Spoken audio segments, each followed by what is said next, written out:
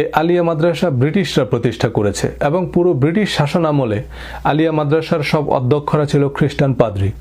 শুধু আলিয়া মাদ্রাসাই না, মাদ্রাসা বোর্ড, মাদ্রাসার সিলেবাস, পাঠ্য বই ছাপানো সবকিছুই ছিল ব্রিটিশ কর্তৃপক্ষের নিয়ন্ত্রণে। পুরো মুসলিম জাহান একসময় ব্রিটিশ সাম্রাজ্যের প্রত্যক্ষ পরোক্ষ উপনিবেশ ছিল। আল আজহার সহ সব বড় বড় ইসলামী ইউনিভার্সিটির পাঠ্যক্রম তখন ব্রিটিশরা নিয়ন্ত্রণ করত। এ সময় ইসলাম ধর্মকে পলিউট করা হয়। মুসলমানদের বিভ্রান্ত বিভক্ত করার জন্য দাড়ি, টুপি, হিজাব, নেকাব, হাস্যকর অযৌক্তিক কিচ্ছা কাহিনী, দোয়া, তাবিজ, তসবিহ নির্ভর ধর্মের নামে মুসলমানদের কোরআনের মহাসড়ক থেকে ডেড এন্ড এক্সিট দেখিয়ে দেওয়া হয়। মুসলমানদের শিল্প, সাহিত্য, সংস্কৃতি, ব্যাংকিং, বিজনেস, জ্ঞান বিজ্ঞানের প্রতিযোগিতা থেকে সরিয়ে রাখতে সব ব্যবস্থাই করা হয়। জাগতিক সবকিছুই হারাম। একসময় খ্রিস্টানদের ভাষা ইংরেজি শেখা, দুনিয়াবি পড়াশোনাকেও হারাম বলা হয়েছে। টিভি, ইন্টারনেট, ফেসবুক, ইউটিউব কিছুদিন আগেও হারাম ছিল। মাইন্ড ম্যানেজমেন্ট সিরিজের একটি ভিডিওতে আলোচনা করব কিভাবে ব্রিটিশ উপনিবেশিক কারিকুলামের মাধ্যমে আমাদের ব্রেনকে কলোনিয়ালাইজড করা হয়েছে। আসসালামু আলাইকুম।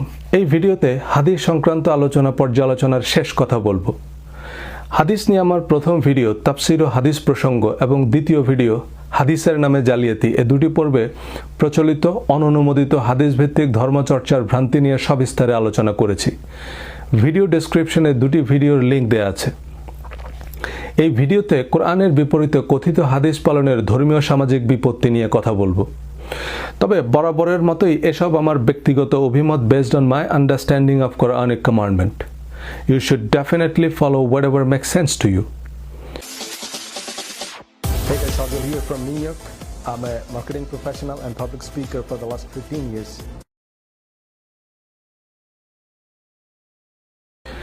হাদিস বিষয়ে আলোচনায় আমি আমার দিক থেকে সর্বোচ্চ চেষ্টা করেছি সত্য অনুসন্ধানের, কারণ হাদিসের দুই দিকেই ধার।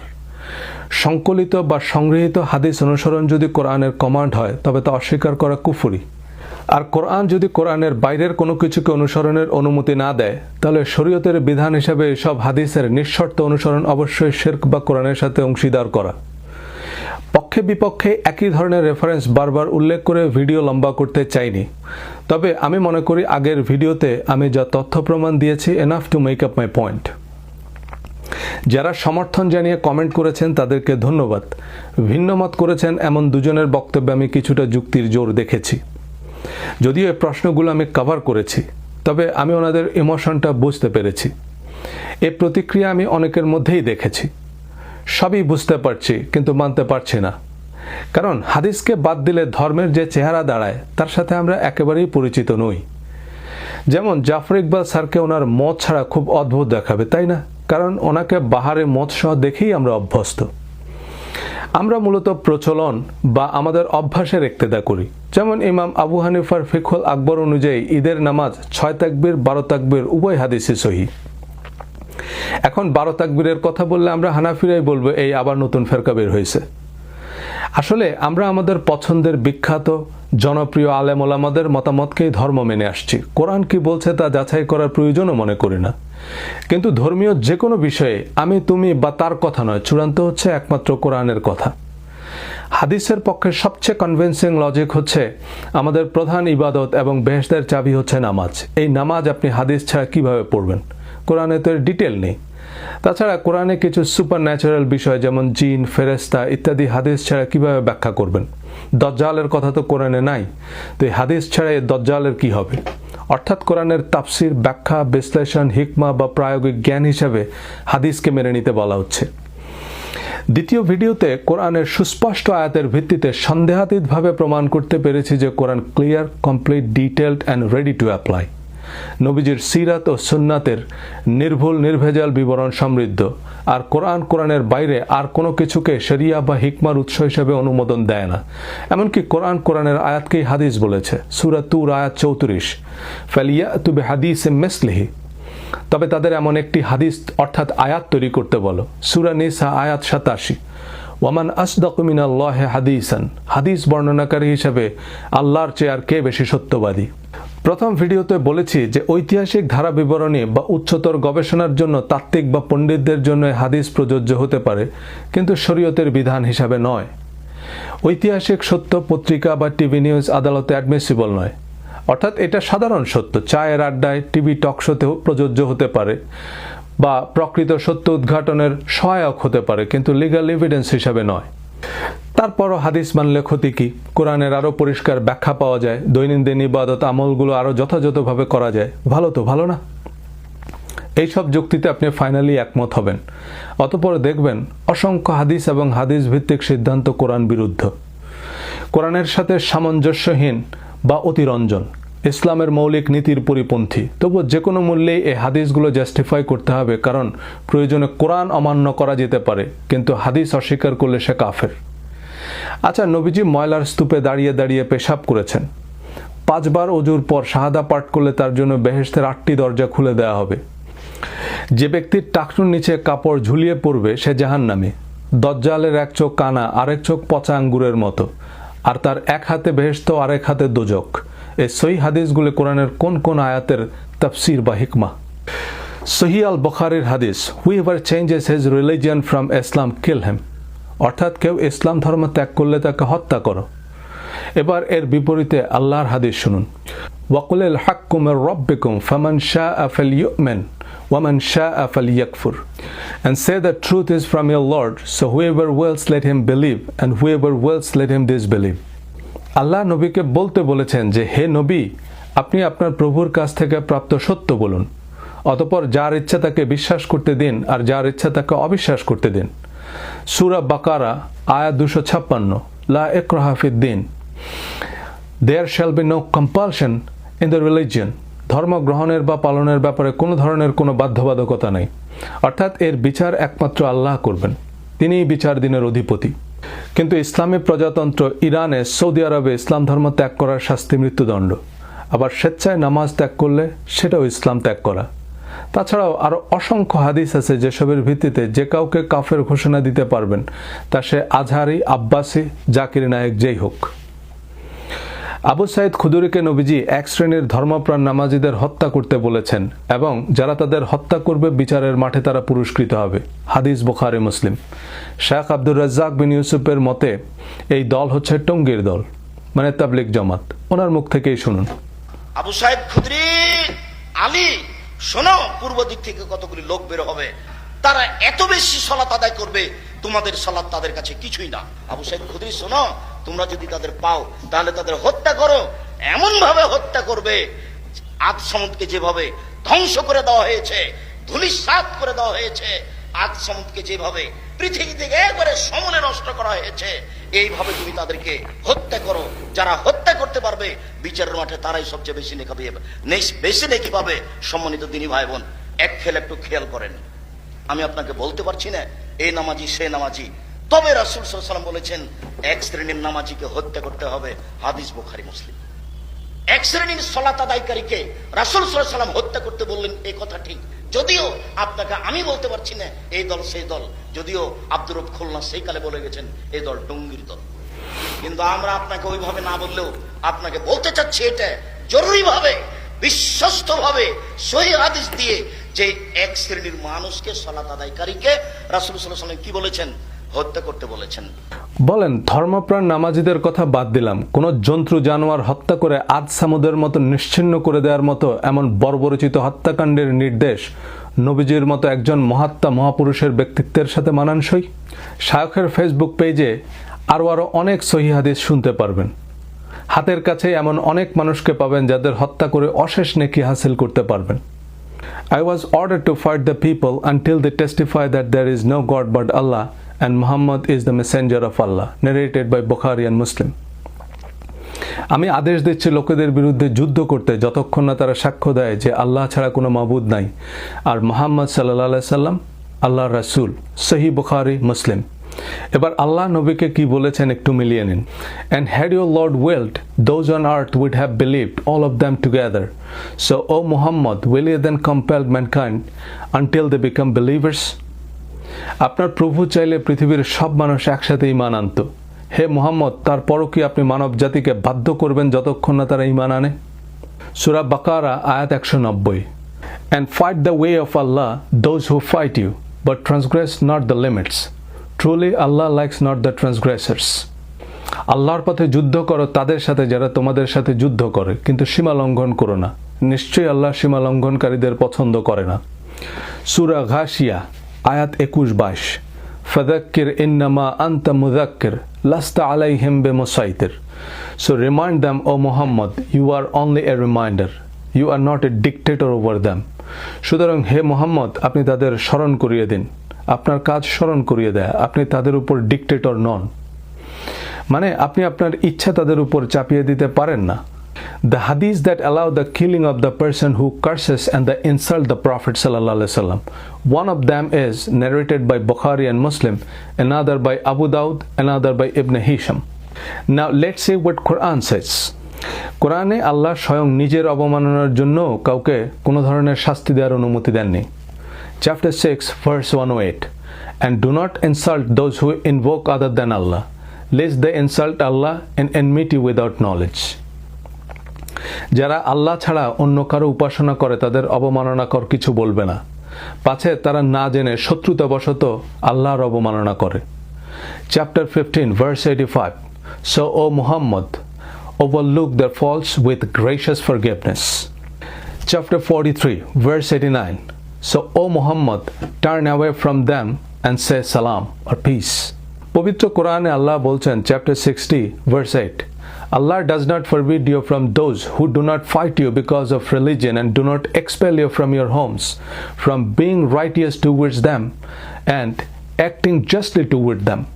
Indeed, Allah loves those who act justly.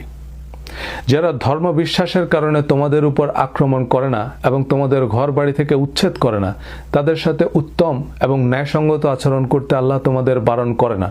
নিশ্চয়ই আল্লাহ উত্তম আচরণকারীদের ভালোবাসেন। এবার হযরত আবু হুরায়রার বরাত দিয়ে ইমাম মুসলিমের তাফসীর শুনেন। Do not initiate the greeting with the Jewish and the Christians for peace. Whenever you meet someone on the way, force him to the narrowest part. Sahih Muslim. ইহুদি খ্রিস্টানদের সালাম সম্ভাষণ জানাবে না, রাস্তায় তাদের সাথে দেখা হলে তাদের রাস্তার ধারে চলে যেতে বাধ্য করবে। সহিহ মুসলিম। বলুন, আল্লাহর নির্দেশের বিপরীতে এমন কদর্য কুরুচিপূর্ণ উপদেশ নবীজি দিতে পারেন?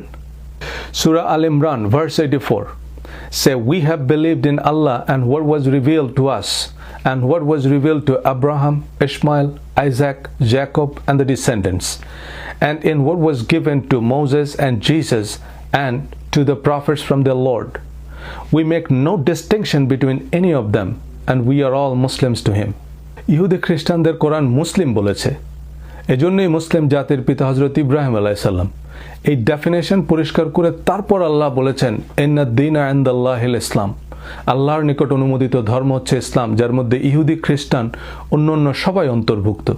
অথচ কোরআন আর আপনার মাঝে হাদিসের দেয়াল তুলে আপনাকে বোঝানো হচ্ছে টঙ্গীর মুসল্লিদের হত্যা করলে আপনি আখেরাতে পুরস্কৃত হবেন। এমন জালিয়াতি বেদ বাইবেল নিয়ে হয়েছে। সাধারণ মানুষকে বেদ বাইবেল থেকে দূরে রেখে ক্লেরিক্যাল ক্লাস বা রিলিজিয়াস এলিটরা সতীদাহ বা উইচ হান্টিং এর নামে সক্রেটিস ব্রুনোর মতো কত দীপশিখা নিভিয়ে দিয়েছে, কত তরতাজা ফুল স্বামীর চিতায় জ্বালিয়ে দিয়েছে। তারপর রাজা রামমোহন রায়, বেদ এবং মার্টিন লুথার কিং বাইবেলকে সাধারণ মানুষের বোধগম্য করে অনুবাদ করলেন সে অন্ধকারে আলো জ্বালাতে।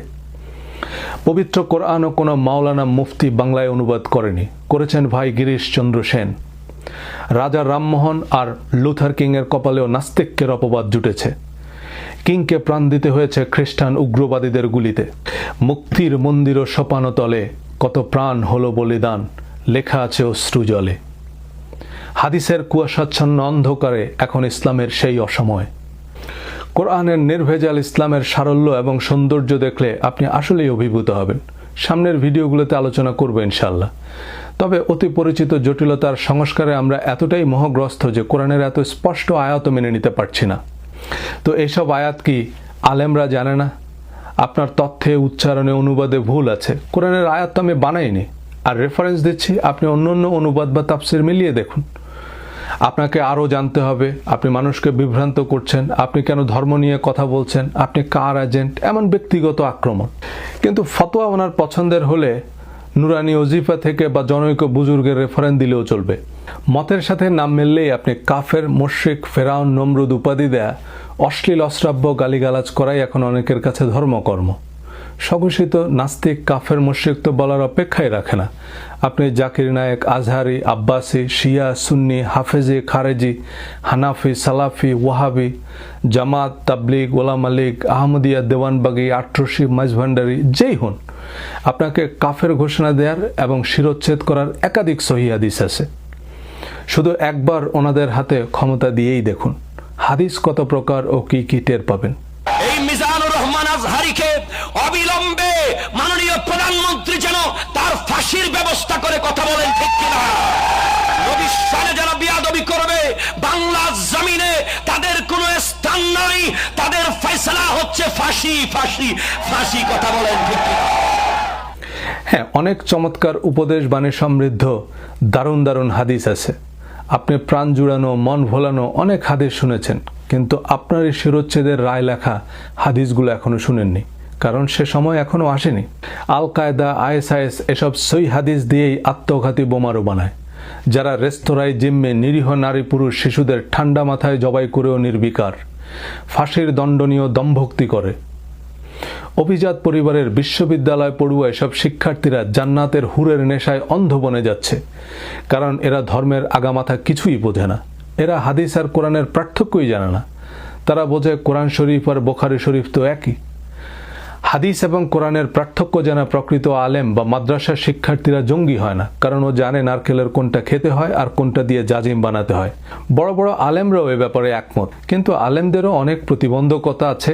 দল মত, পক্ষ বিপক্ষ, স্বার্থের দ্বন্দ্ব বা নানান রকমের হুমকি আছে। চাইলে সব সত্য বলতে পারেন না।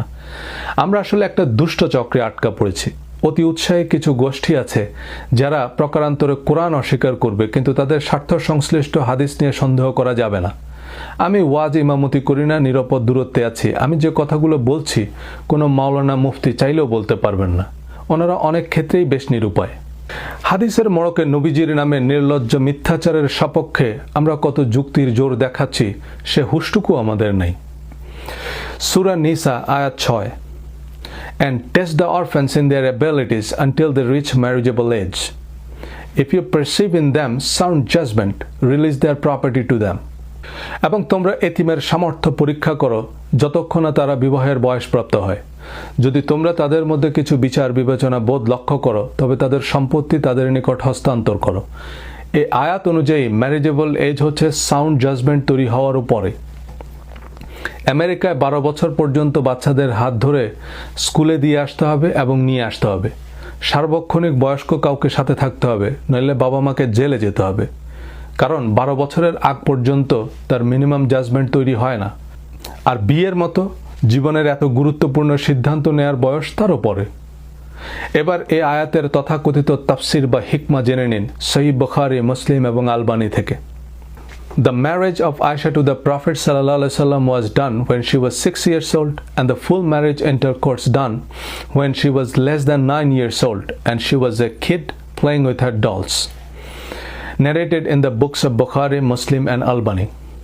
অর্থাৎ নবীজি হযরত আয়েশাকে 6 বছর বয়সে বিয়ে করেছেন এবং 8.5 থেকে 9 বছর বয়সে তার সাথে সেক্স করেছেন, যখন হযরত আয়েশা তার পুতুল নিয়ে খেলতেন। বলেন, কোরআনের সীমানা পেরিয়ে এমন অবিবেচকর কাজ নবীজির মতো একজন মহাপুরুষের ব্যক্তিত্বের সাথে মানানসই? আমার ছেলের বয়স 8 বছর, ও এখনো ছেলে আর মেয়ের কি পার্থক্য এটাই তো বোঝে না। আপনাদের অনেকেরই 6 বছর বয়সী মেয়ে, ভাগ্নি বা ভাতিজি আছে। নবীজির মতো একজন প্রজ্ঞাবান মহাপুরুষ এমন অবিবেচকের কাজ করতে পারে, এটা আমাদের বিশ্বাস করতেই হবে, কিন্তু না করে উপায় কি? সহিহ হাদিস অবিশ্বাস করলে সে কাফের, এটাও সহিহ হাদিস। আর কাফেরের শাস্তি মৃত্যুদণ্ড, এ হাদিসও সহিহ। আবার আল ওয়ালামা ও খলাফাউল আম্বিয়া, আলেমরা নবীদের উত্তরসূরি, এ কথিত হাদিস ও তিরমিজি, আবু দাউদ, নাসাই, ইবনে মাজা অন্যান্য হাদিস গ্রন্থের অন্তর্ভুক্ত। তাই মুফতি, মাওলানা, শায়খ বা আল্লামা খেতাব থাকলে হাদিসও লাগবে না, যা বলবেন তাই শরিয়া। সূরা দোহায় আল্লাহ বলছেন, তিনি কি আপনাকে এতিম রূপে পাননি? অতঃপর তিনি আশ্রয় দিয়েছেন। তিনি আপনাকে পেয়েছেন পথহারা, অতঃপর পথ প্রদর্শন করেছেন। তিনি আপনাকে পেয়েছেন নিঃস্ব, অতঃপর অভাব মুক্ত করেছেন। নবীজি এতিম, পথহারা, নিঃস্ব ছিলেন। নবীজির পুরো জীবনের ধারা বিবরণী তো কোরআনেই আছে। কিন্তু হযরত আয়েশার সাথে 6 বছর বয়সে বিবাহ আর 9 বছর বয়সে সেক্স, এটা কোরআনের কোন আয়াতের হিকমা বা তাফসির? এমন অনেক হাদিসের বদৌলতে অনেকে 6 বছর বয়সী শিশুর পানি গ্রহণ করতে পারবেন, প্রতিপক্ষকে আজ সামুদের মতো নিশ্চিহ্ন করে দিতে পারবেন, রাজনৈতিক অর্থনৈতিক প্রতিপক্ষকে ঘায়েল করতে পারবেন। তাতে হোক না নবীজির একটু অবমাননা। তসলিমা নাসরিনদের ব্যঙ্গ বিদ্রুপের মুখে আপনাকে হয় চুপ থাকতে হবে অথবা শিরোচ্ছেদের অন্য হাদিস প্রয়োগ করতে হবে, কিন্তু বলতে পারবেন না যে এসব man made, he said, she said, collected হাদিস। We don't have to believe this as it is. বিয়ের সময় হজরত আয়েশার বয়স 6 বছর ছিল না 26 বছর ছিল আমরা জানি না, কারণ তা কোরআন আমাদের বলেনি। সুতরাং এটা আমাদের আলোচনার বিষয়ও নয়। মাঙ্কি ট্র্যাপ সম্পর্কে আপনারা অনেকেই হয়তো জানেন। বানর খালি হাত ঢুকাতে পারে এমন ছোট হোলওয়ালা একটা বাক্সে কিছু বাদাম রেখে দেয় শিকারীরা।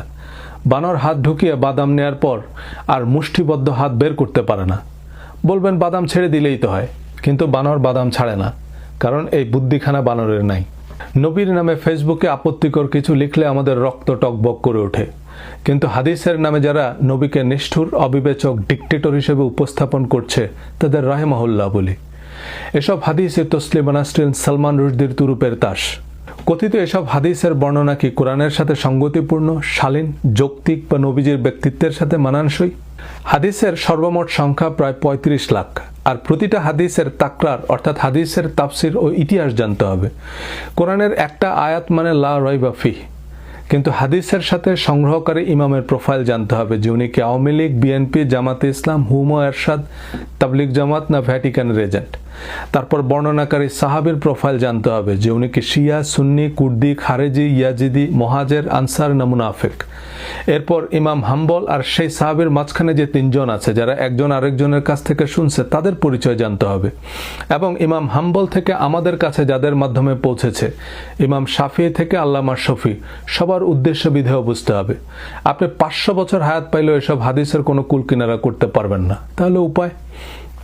ফ্যান ফলোয়ার বেশি এমন শাইখুল হাদিস বা মুফতিরা যে হাদিসকে সহি বলবে সেটাই সহি। ইব্রাহিম হুজুর সহি বলতেছে যেটাকে আবু হানিফা বা হানাফি আলেমরা সহি বলছে। আব্দুর রাজ্জাক বিন ইউসুফ আবার সেটাকে জাল বলতেছে, কারণ নাসিরউদ্দিন আলবানী সেটাকে জাল বলছে। সো চলিতেছে সার্কাস। মুক্তিযুদ্ধের যে ইতিহাস এখন আওয়ামী লীগ শোনাচ্ছে, কখনো জামাতে ইসলাম ক্ষমতায় আসলে আবার উল্টা ইতিহাস শুনবেন। মাওলানা ভাসানী, কর্নেল তাহের জাতির অনেক সূর্য সন্তানকে আজকের প্রজন্ম চিনে না, কারণ আজকের রাজনীতিতে তাদের প্রয়োজন ফুরিয়েছে।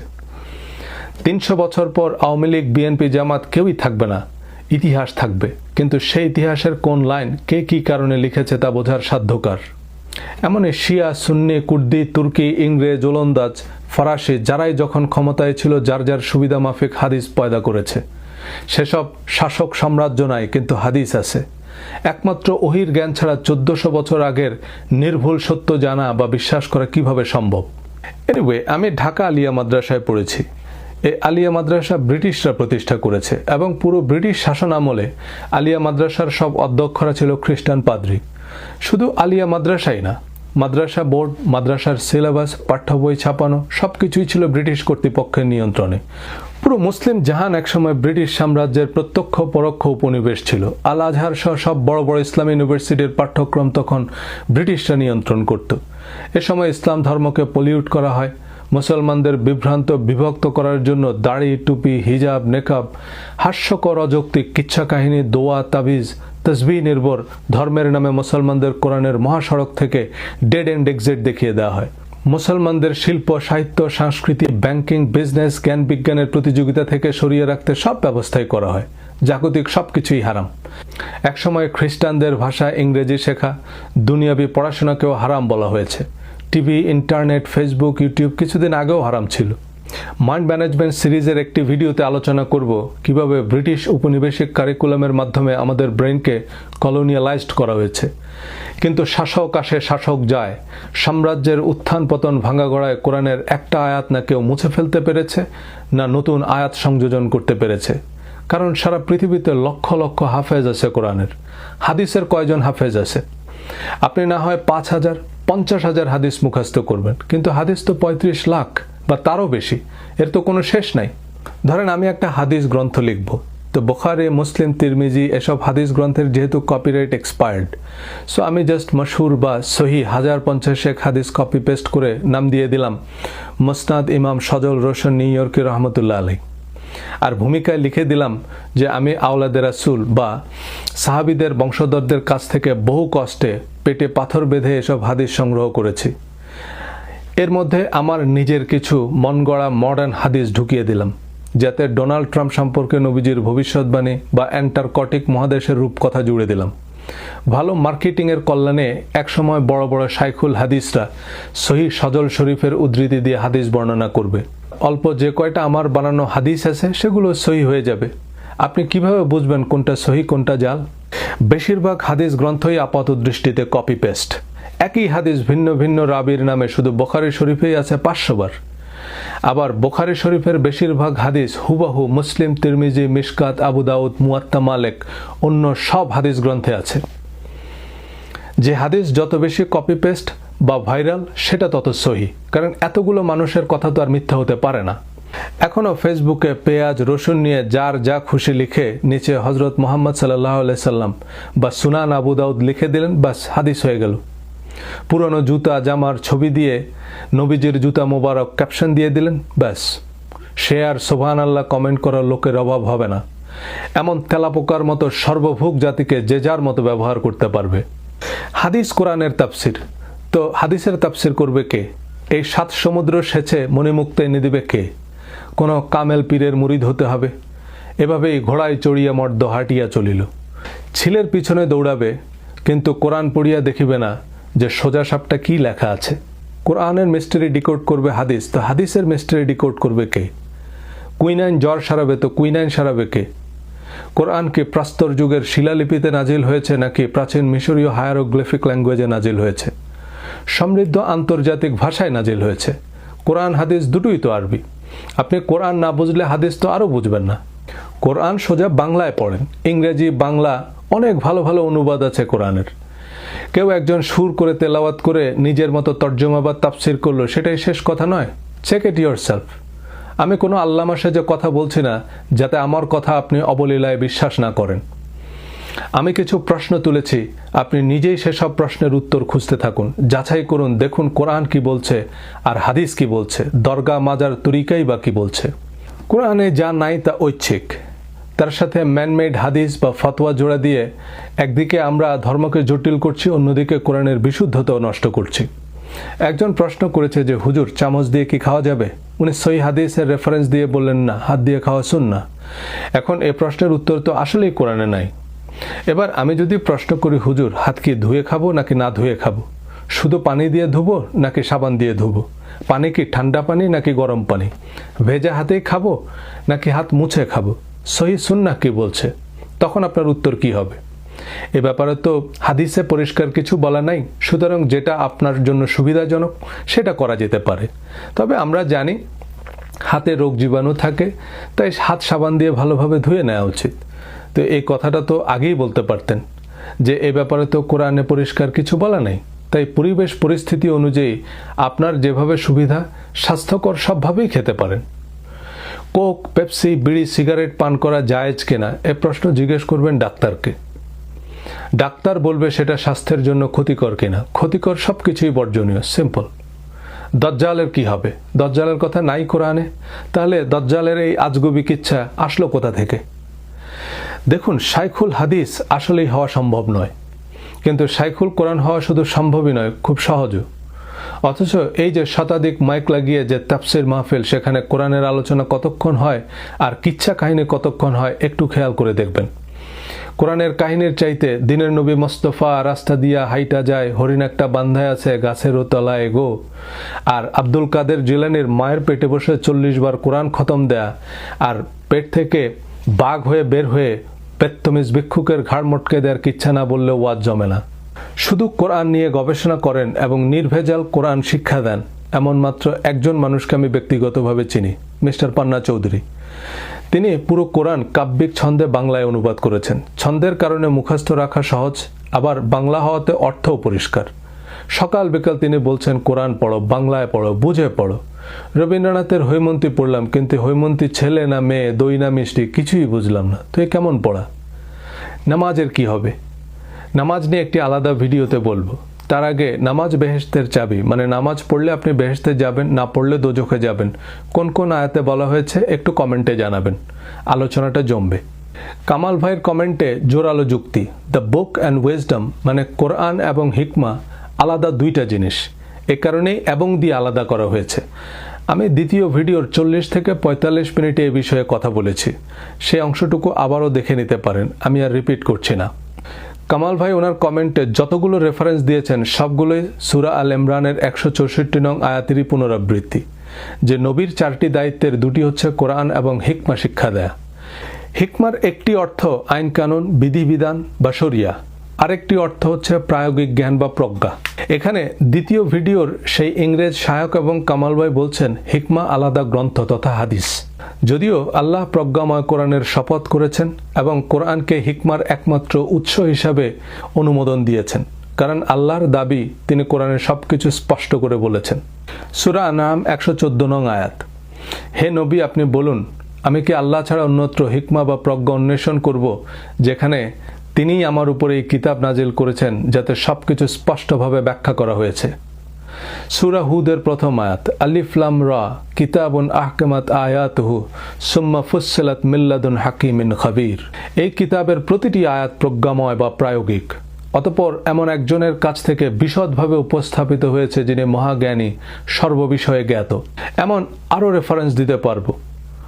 আল্লাহ নিজেকেই হাকিম বলেছেন এবং কোরআনের আয়াতসমূহকে আহকেমাত বা হিকমাত বলেছেন, আর তিনি নিজেই সেসব বিশদভাবে উপস্থাপন করেছেন। তারপরও আমি মানলাম হিকমা কোরআনের প্রায়োগিক জ্ঞান সমৃদ্ধ আলাদা গ্রন্থ, কিন্তু সেই হিকমার গ্রন্থ রচনার দায়িত্ব তো নবীর, ইমাম বুখারীর নয়। আপনি হয়তো বলবেন নবীজি ওনার সাহাবীদের হিকমা শিখিয়েছেন, তো কোরআন ওনার সাহাবীদের শিখিয়ে দিয়ে যেতেন, তাহলে তো এখন আমরা 40 লাখ কোরআনের আয়াত পেতাম। নবীজিকে কি শুধু ওনার সাহাবীদের নবী হিসেবে পাঠানো হয়েছে, নাকি কিয়ামত পর্যন্ত সব মানুষের নবী হিসেবে পাঠানো হয়েছে? তো তিনি কোরআনের মতোই হিকমার গ্রন্থ পরবর্তী প্রজন্মের জন্য রচনা করলেন না কেন? কোরআন নবুয়তের 23 বছর সময় জুড়ে নাজিল হয়েছে, একটি অতিরিক্ত আয়াত এতে যোগ হয়নি, একটি আয়াত বাদও পড়েনি, কিন্তু কোরআনের সমান্তরালে হিকমার গ্রন্থ রচনার যে দায়িত্ব নবীজিকে দেওয়া হয়েছে, নবীজি নিজে সেই দায়িত্ব পালন না করে এনিবডি এভরিবডিকে দিয়ে গেলেন কেন? Everybody's business is nobody's business. এ কারণে কোরআন বাহক ফেরেশতাও একজন, মেসেঞ্জারও একজন। প্রফেট শব্দের একটা অর্থ যিনি ভবিষ্যৎ জানেন, প্রফেসি মানে ভবিষ্যৎবাণী। তো হাদিসের নামে যে ঠক বাজতে গা উজাড় হবে, এ ভবিষ্যৎ নবীজি দেখতে পাননি? নবীজির নিজস্ব তত্ত্বাবধানে হিকমা বা হাদিসকে গ্রন্থ আকারে কম্পাইল না করার ভ্যালিড এক্সকিউজ আর কি হতে পারে? অর্থের অভাব, লোকবলের অভাব, কাগজ ছাপাখানা বা প্রযুক্তিগত সীমাবদ্ধতা? তো ইমাম বুখারী তিরমিজির সময় এমনকি শিল্প বিপ্লব হয়েছে, jet engine, super computer, offset paper mill, 3D printing press আবিষ্কার হয়েছে, যে 35 লাখ হাদিস ছাপানো গেল। সানজুর আর্ট অফ ওয়ার 2500 বছর আগে লেখা, অ্যারিস্টটল প্লেটো তারও আগে, মহাভারত রামায়ণ তারও আগে। সুতরাং কাগজের বিকল্প অবশ্যই ছিল, এখনকার মতো সহজলভ্য ছিল না, তাই এখনকার মতো অপচয় হতো না। দুষ্প্রাপ্য বিকল্প সে কাগজের উপর কালজয়ী কথাই লেখা হতো। হিকমার অর্থ যদি হাদিস হয়, তবে সে হাদিস বা আত্মজীবনী নবীজিই লিখতেন। ম্যান্ডেলার আত্মজীবনী ম্যান্ডেলাই লিখেছে, তার সঙ্গী সাথীদের কাছ থেকে সংগৃহীত বা বর্ণিত নয়। পিকাসোর ছবি পিকাসো এঁকেছে, নাকি অন্য কাউকে দিয়ে আঁকিয়ে নিজের নামে চালিয়ে দিয়েছেন? কিন্তু নবীজির কথা এত ভায়া মিডিয়া, এত দেশ দুনিয়া ঘুরে আসতে হবে কেন? কিন্তু সব কথার পরও জাফর ইকবাল স্যারের মোচ কাটা সম্ভব নয়। উনি কাটলেও এই মোচবিহীন জাফর ইকবালকে কি জাতি মেনে নিবে? আমার শিক্ষক ওস্তাদদের মধ্যে অনেক নামজাদা মুহাদ্দিস আছেন, তারা হয়তো চীনা ব্যাত নিয়ে আমাকে খুঁজতেছে, কিন্তু আমার সবচেয়ে বড় পীর তো আমার মা। আমার নামের সাথে যে রোশন, এই রোশন আমার মায়ের নাম। এনিওয়ে, আমার মায়ের একান্ত ইচ্ছাতেই আমি মাদ্রাসায় পড়েছি, যাতে আমি তাকে কিছু ধর্মকর্ম শেখাতে পারি। কিন্তু আমার মা সারাদিন যা ধর্মকর্ম করে, আমার হুজুররাও বলবে এগুলো ঠিক না। নেয়ামুল কোরআন, মুকসুদুল মোমিনিন, সহি নুরানি, ওজিফা, 12 সান্দের দোয়া, পঞ্জিকা, সোলেমানি দোয়া পড়তে পড়তে সব তেনা তেনা। তবে মূল কোরআনও পড়ে, কিন্তু বাকিগুলোতে যে ভেজাল আছে এসব বললেও কোনো লাভ হবে না, কারণ এসব দোয়া পড়ে উপকার পেয়েছে। এসব দোয়ার বদৌলতে ছেলে মেয়েদের ভালো চাকরি হয়েছে, ভালো বিয়ে শাদী হয়েছে, কিন্তু মায়ের দোয়া যে বিনা নোটিশে কবুল হয়, এটা তাকে কে বোঝাবে? এত বড় বড় মুহাদ্দিস, শাইখুল হাদিস, ইসলামী বিশ্ববিদ্যালয়ের অধ্যাপকরা কি কম জানেন? এই জাতীয় কমেন্ট করে আমাকে লজ্জায় ফেলবেন না। বেনারস হিন্দু ইউনিভার্সিটি সহ সারা বিশ্বে শত শত হিন্দু ইউনিভার্সিটি, খ্রিস্টান ইউনিভার্সিটি, জিউইশ, বুদ্ধিস্ট ইউনিভার্সিটি আছে। আর হার্ভার্ড, অক্সফোর্ড সহ সব ইউনিভার্সিটিতে হিন্দুইজম, খ্রিস্টিয়ানিটি, বুদ্ধিজম পড়ানো হয়। সেখানেও রামায়ণ, মহাভারত, ত্রিপিটক, বাইবেল, গীতার শত সহস্র প্রফেসর আছেন। মদিনা ইউনিভার্সিটি বা আল আজহারের পিএইচডি সত্যতার মানদণ্ড নয়। একজন মুসলিম হিসাবে কোরআন আমার অব্লিগেটরি বিলিফ। কোরআনই আমার কাছে একমাত্র কোষ্ঠী পাথর। আর এই কোরআন বলছে কোরআন সম্পূর্ণ, পরিপূর্ণ এবং শতভাগ প্রায়োগিক। কোরআন আমাদের প্রশ্ন ছুড়ে দিয়েছে, ওয়ামান আসদাকু মিনাল্লাহি হাদিসান, হাদিস বর্ণনাকারী হিসাবে আল্লাহর চেয়ে আর কে বেশি সত্যবাদী? And my answer is nobody. Thank you for your time.